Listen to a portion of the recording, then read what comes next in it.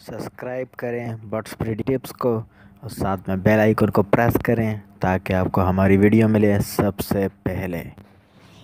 जिन breeding जोड़ों के mails मर जाएं, फीमेल क्या अकेले बच्चे पाल लेती है? Yes they do. ये देखें, ये अल्हम्दुलिल्लाह कई दिनों से अकेले पाल रही है। ठीक है, सिंगल फीमेल 4 चिक्स, एक रेड आई इनमें से। यहाँ पे भी अकेली मादी है, इसका नर मर गया है। ये भी अल्हम्दुलिल्लाह अकेले बच्चे पाल रही है।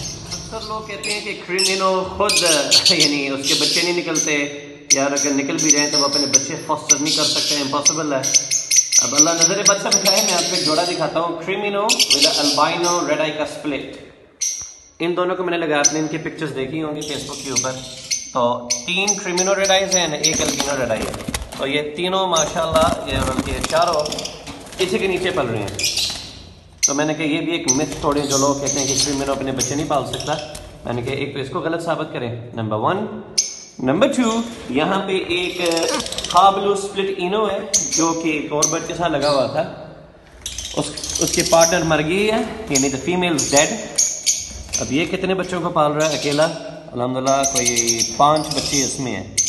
तो ये जितने भी लोग कहते हैं कि क्रीमिनो अपना बच्चा नहीं पाल सकता, वो बात ख़त्म। जो लोग कहते हैं सिंगल पीस नहीं पालता, वो घबरा जाते हैं। तो just look at that and learn.